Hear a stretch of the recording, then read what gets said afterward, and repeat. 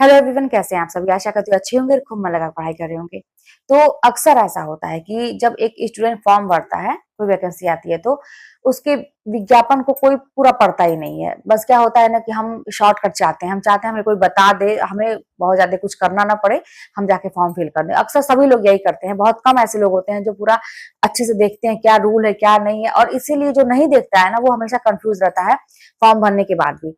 ये बात मैं क्यों बोल रही हूँ, क्योंकि आप लोगों के बहुत सारे कमेंट ऐसे अभी तक आते हैं कि दीदी मैं अभी बालक वर्ग में फॉर्म डाली हूँ, बालिका वर्ग में डाली हूँ, क्या होगा, सीट कम है तो इसमें, मतलब ये सारी चीजें आपने किस में डाला था। तो मैंने तो बालक वर्ग में डाला था।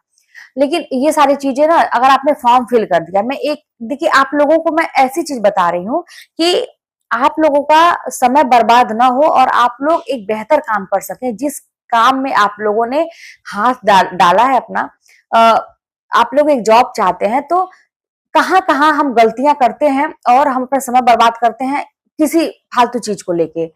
नहीं करना चाहिए हमें उसी समय को, बल्कि अपने उस चीज में लगाना चाहिए जो हमें अपने लक्ष्य तक पहुंचा सकती है। अब यहाँ पे जो ये बात है ना कि बालक वर्ग और बालिका वर्ग वाला, तो अब तो आपने फॉर्म डाल दिया, अब आपको ये चिंता सता रही है कि यहाँ पे सीट कम है और यहाँ पे ज्यादा है, क्या करना चाहिए। अब देखिए, अभी इसको सोचने से कोई फायदा नहीं है। एकदम आप लोग प्रैक्टिकली रहिए। इमोशनल कहाँ होना है और कहाँ प्रैक्टिकल होना है ये आपको सोचना पड़ेगा।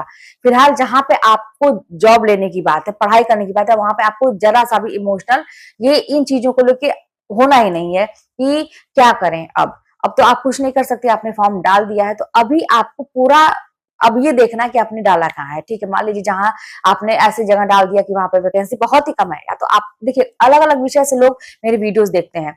ये भी ध्यान रखिएगा कि बहुत ज्यादा सीट है तो आपको निश्चिंत नहीं हो जाना है कि यार मेरा तो हो ही जाएगा, बहुत ज्यादा, अरे इतने लोग, अरे भाई इतने लोग हैं तो उसमें बहुत सारे लोग ऐसे हैं कि जो पता नहीं कब का कितनी बार वो लोग अपना एकदम रिवीजन कर चुके होंगे, धार दे रहे होंगे अपने उस पे पढ़ाई पे। तो आप बिल्कुल भी ये निश्चिंत नहीं होंगे कि यहाँ पे तो सीट बहुत ज्यादा मेरा हो जाएगा। बहुत कम सीट है तो आपको इसकी चिंता भी नहीं करनी है कि यार 2 सीट है, 4 सीट है, 10 सीट है, मेरा तो उसमें होगा ही नहीं, मैं कहाँ उसमें आऊंगी। बहुत बड़ी गलती है। आप अपना काम करते रहिए। अच्छा, आपको पढ़ाई एकदम अव्वल दर्जे की करनी है, बस इतना ध्यान रखिए कि आप कुछ भी हो। अब आपने कहाँ भी फॉर्म डाला, कैसे डाला, होगा कि नहीं होगा, ये बात की बात है, इस पे आपको विचार करना ही नहीं करना है।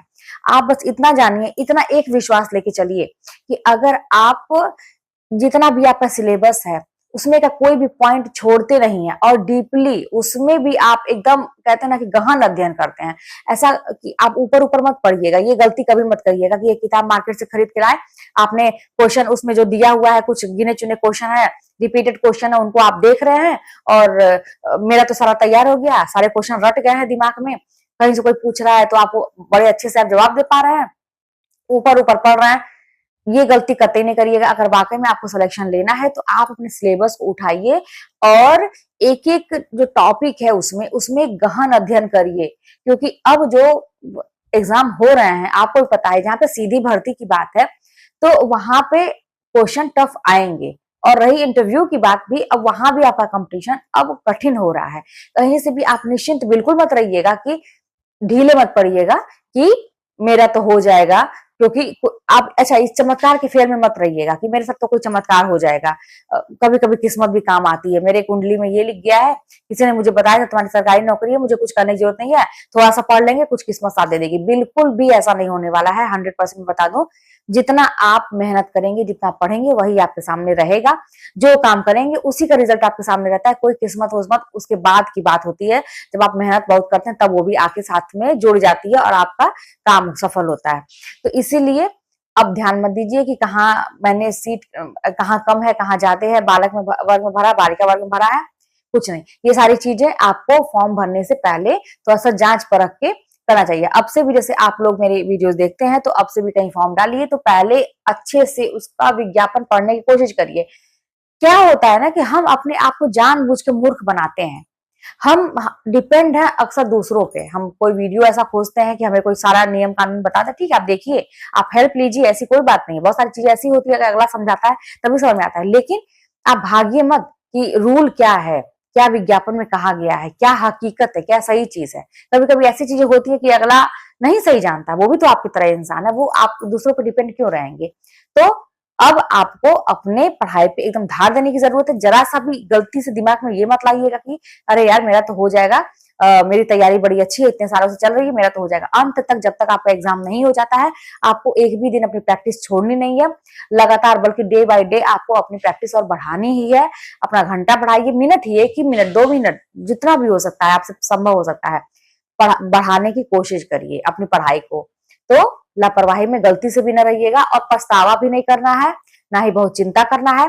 सामान्य सा एकदम अपने आप को सामान्य रखिए, चिंता मुक्त रखिए, खुश रखिए और अपने अंदर एक वो होप होनी चाहिए आपके अंदर कि मेरा चयन होगा, क्योंकि मैं करूंगी, मैं करूंगा, मैं अगर मेहनत करूंगी तो उसका रिजल्ट मुझे मिलता है। और ये 100% भाई, मैं तो आप लोगों को इतना चिल्ला चिल्ला के बोलती हूँ और भी बाकी लोगों को आप सुनते होंगे कि अगर आप मेहनत करते हैं तो उसका कहीं से भी 1% भी इधर उधर नहीं होने वाला है।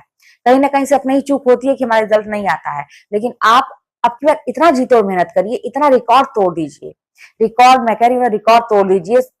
अगला अगर आपको लगता है कि यार आप सोचिए ना कि उस लेवल तक सोचिए कि अगला कितना पढ़ सकता है।